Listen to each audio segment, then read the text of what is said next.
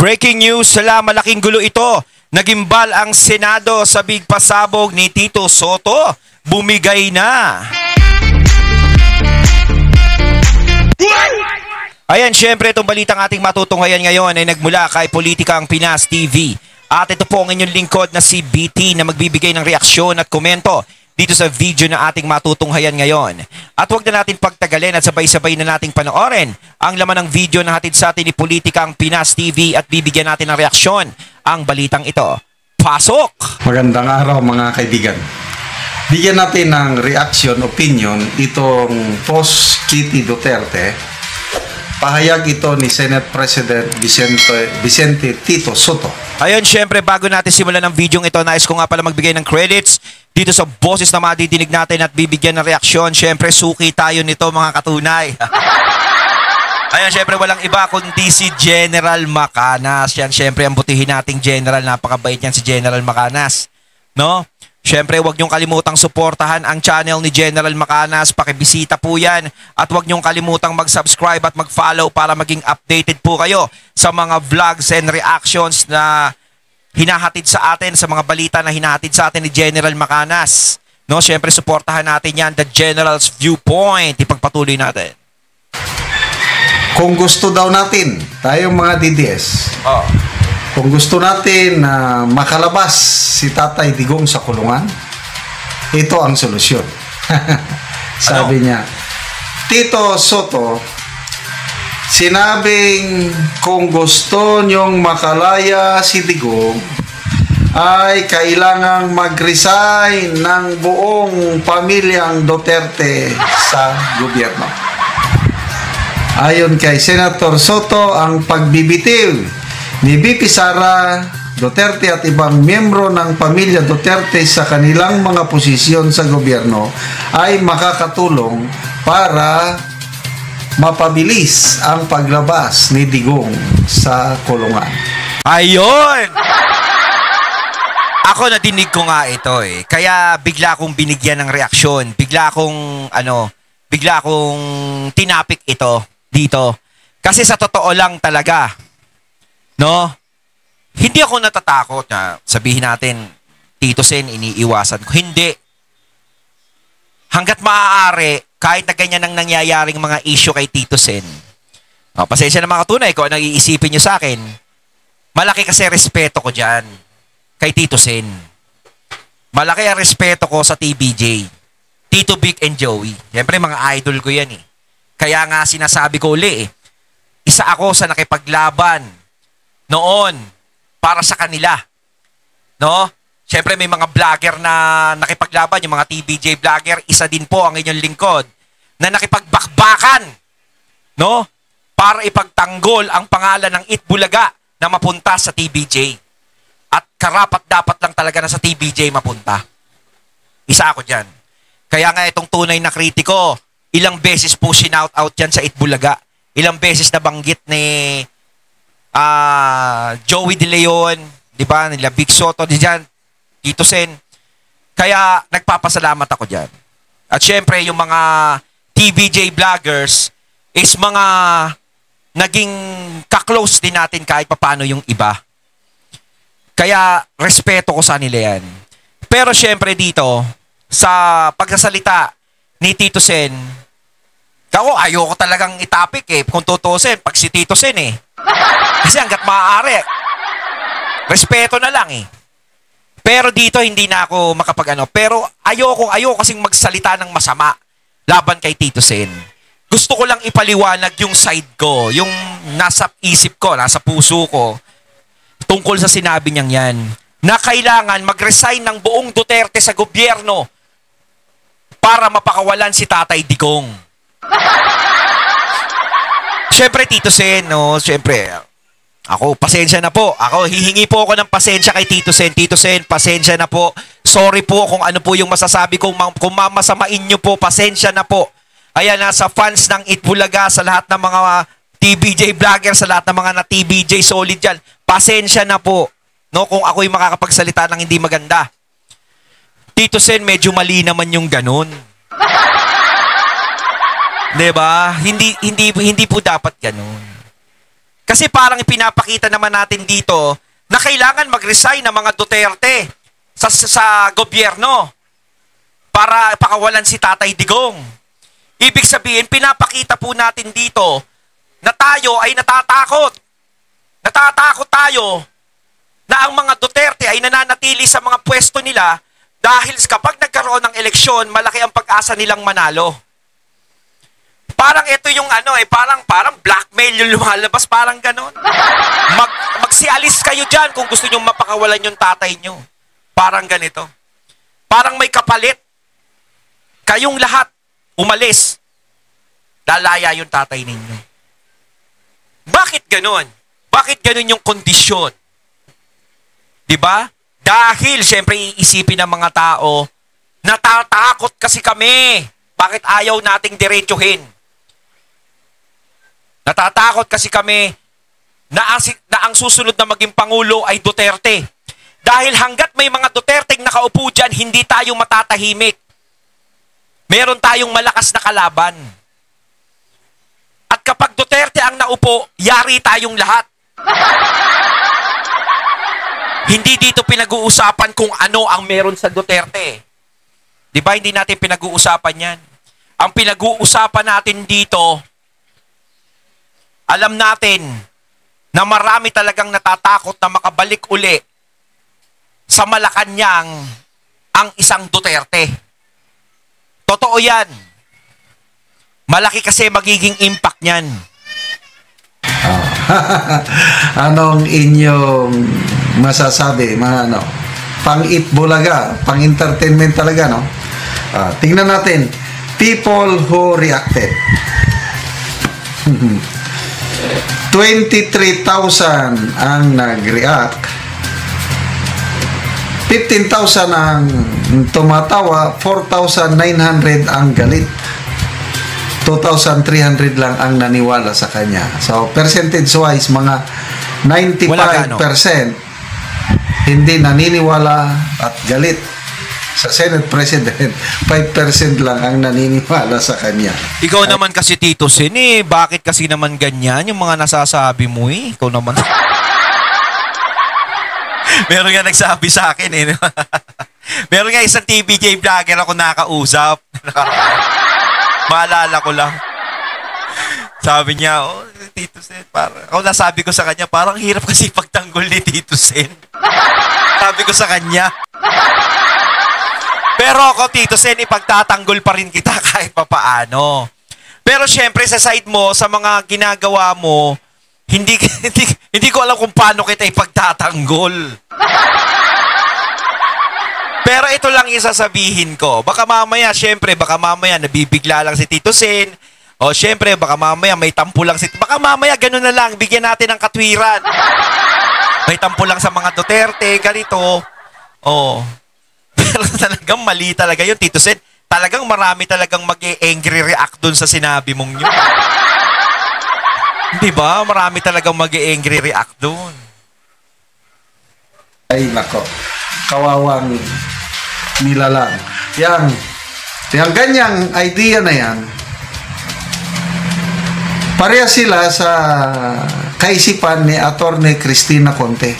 May post o may pahayag din ni Atty. Conte. Ganyan din. Maybe, sabi na Atty. Conte na maybe, just maybe, baka mapadali ang paglabas ni Digong kung magre-resign si BP Sara. Mas okay pa itong si Atty. Conte dahil si BP Sara lang ang matandaran kung pinagre-resign. Ay, pati ba? Ay, the whole family pala. Kasi daw, kaya hindi makalabas si Tatay Digong kasi may power pa daw siya. So, saan ang power ni Tatay Digong? Nandito sa kanyang mga anak. At mga supporters pa pala. Kayo ba, sa tingin nyo ba, sa sinasabi nyong ganyan, na pwedeng palabasin si PRRD kapag nag-resign yung mga anak niya, sa tingin nyo ba gugustuhin ni PRRD yun na mangyari? Hindi gugustuhin ni PRRD yun. Kahit siguro gustuhin ng mga anak niya, na yun pala ang paraan para mapakawalan ka namin, tay. Kailangan naming mag-resign sa paglilingkod namin. Kailangan mag-resign ni BP Sara sa pagiging Vice President. Kailangang mag-resign ni Baste Duterte sa pagiging mayor. Kailangang mag-resign ni Pulong Duterte sa pagiging congressman. Ganon. Sa tingin nyo ba pag nalaman ni PRRD yan, papayag si PRRD na pag-resignin niya yung mga anak niya? Siguro sasabihin ni PRRD, mas gugustuhin niya ng mabulok doon. Basta yung mga anak niya, ituloy-tuloy lang yung laban. Dahil si PRRD, mas nanaisin niya yung ganyan. 'Di ba? Lalaban yan si PRRD. Hindi basta-basta susuko yan na sasabihin, pinagre-resign kami, papa, daddy, o ano man tawag kay Tatay Digong, pinagre-resign kami. Hindi papayag yun. Kahit gustuhin ng mga anak niya, malamang pagalitan pa yung mga anak niya. 'Di ba? At saka hindi tama yun. Yung ganyang klaseng kapalit. Kasi parang inuulit ko, parang inaamin natin na talagang natatakot na lang na makabalik uli ang Duterte sa palasyo.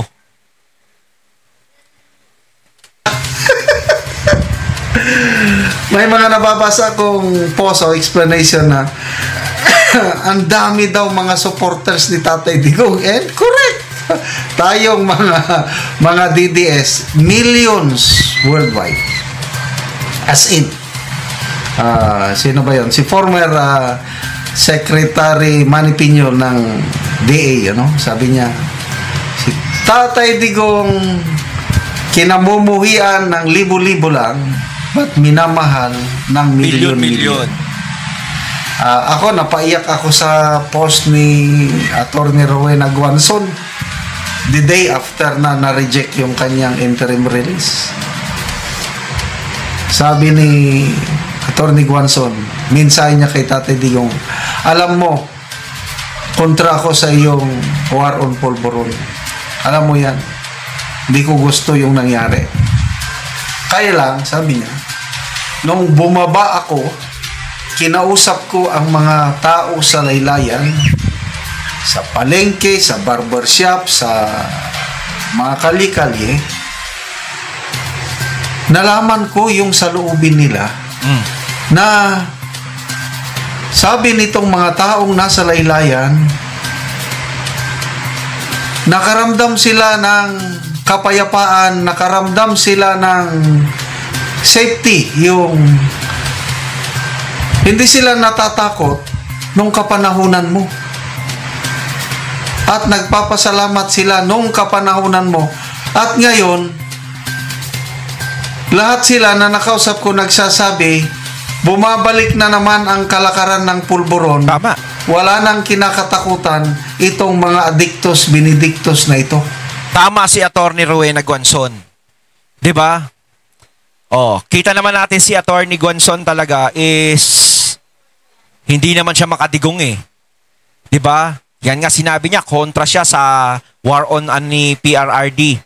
Pero nung nakita niya sa laylayan, sa ilalim, yung hinaing ng mga tao, yung salita ng mga tao doon sa war on drugs ni PRRD is pinupuri nila. Sa totoo lang kasi, yung mga nagsasabi diyan na mga nasa taas na hindi maganda ang pakikipaglaban ni PRRD nung panahong siya'y nanunungkulan sa mga taong nagpapakalat ng bisyo, hindi nila maiisip yun. Dahil hindi nila kinakausap yung mga taong nasa ibaba na mas naaapektuhan ng bisyong yun. 'Di ba? Lahat ng mga taong nasa baba, alam nila yan, ramdam nila yan, na merong proteksyon nung si Tatay Digong ang naging presidente ng bansa. Kaya nga sinasabi na napakapatag maglakad nung isang PRRD, nung isang Rodrigo Duterte ang namumuno sa Pilipinas. Ang mga kriminal may takot. Ang mga adik may takot. Ang mga droga hindi man nabawas, hindi man naubos, pero nabawasan. Kumonte. Maraming adik ang nagbago. 'Di ba?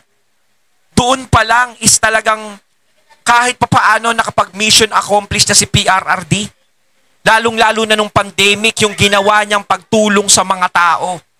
Doon pa lang is napakatindi na yung mga patunay na binigay ni PRRD bilang presidente. 'Di ba? Kaya kayo nakakapagsalita ng ganyan kay PRRD dahil hindi nyo nararamdaman yung mga tao na nasa ilalim na talagang nakaramdam ng magandang pamamalakad niya. 'Di ba? Kaya, sabi niya, napakahirap itong ginawa kong ito. Tinimbang ko yung, yes, may mga nabiktima sa War on Pulburon. Kaya lang, tinimbang ko mas marami itong nakinabang sa iyong ginawa. Yes. Ako kasi, sinasabing may mga inosente raw na nabiktima. Ayun yung pinaglalaban nila ngayon eh. Yung mga inosenteng na biktima sa war ni PRRD.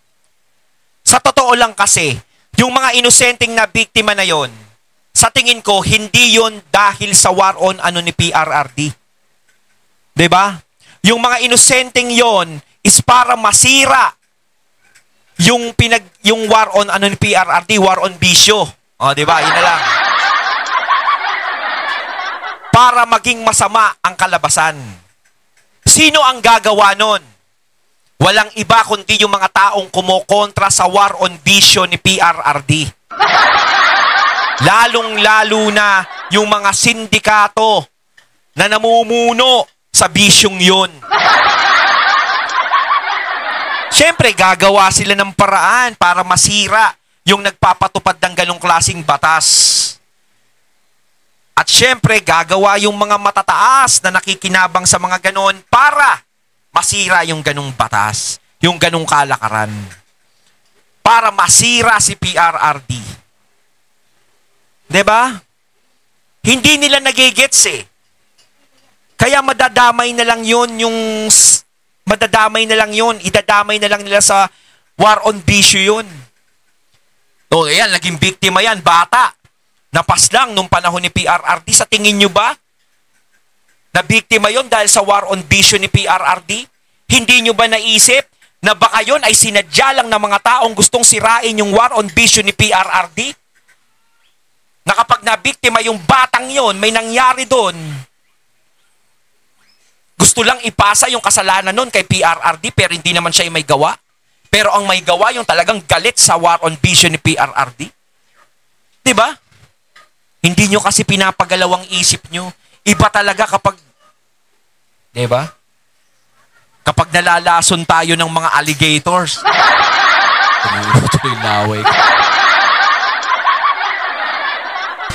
Kaya laban lang.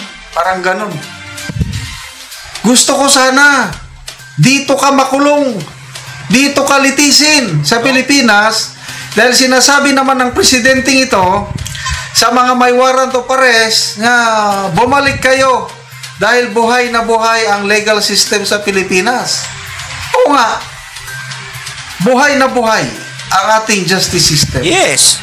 Bakit kailangan pa ang isang Pilipino dadalhin sa isang banyagang korte at doon litisin?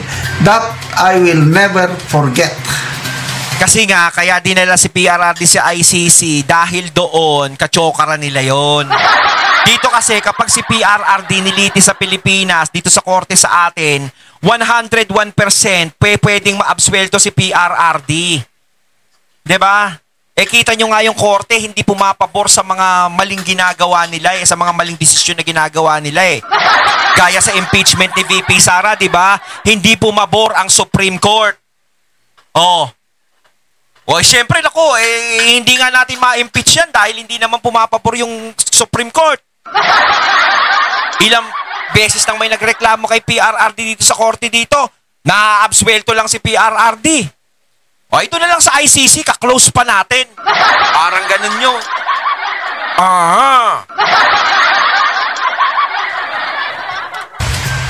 Mahirap lang kasing sabihin na unforgivable kasi ang Diyos, ang utos niya is let's forgive.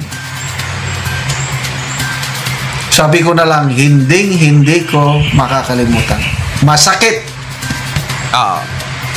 Bilang isang mamamayang Pilipino na nagmamahal kay Tatay Digong, hindi ko yan makakalimutan.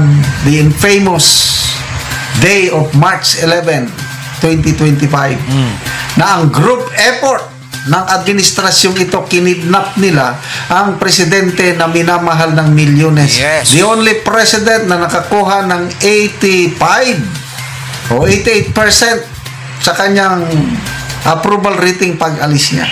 Kasi, kumbaga, parang ano yan eh. Kung si Manny Pacquiao ang people's champ, si Hagdang Bato naman ang people's, ano ba to?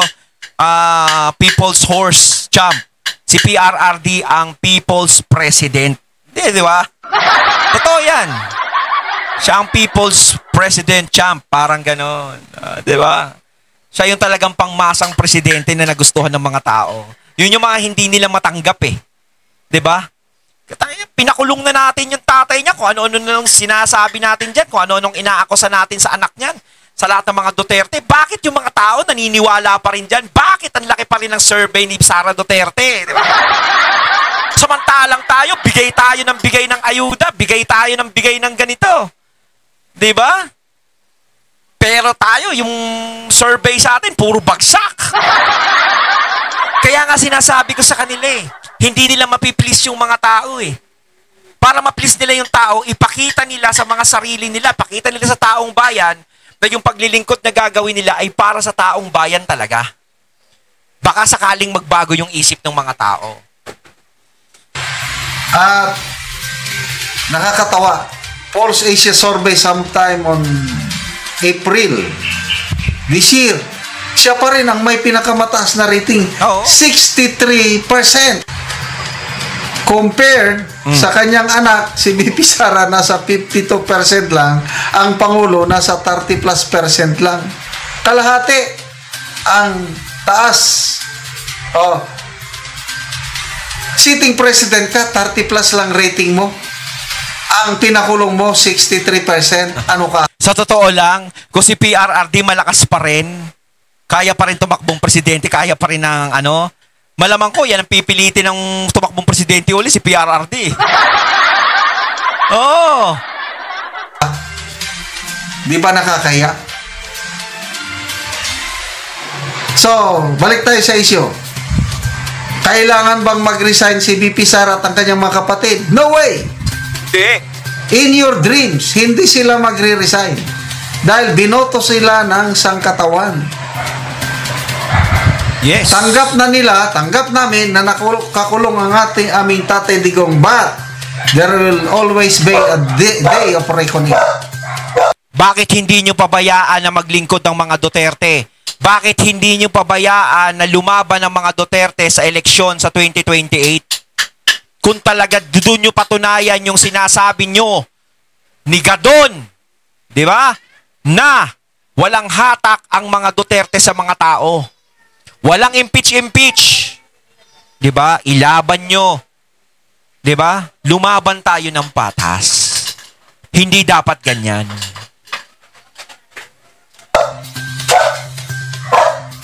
Ang Diyos gumagalaw. Hintayin namin ang galaw ng Diyos.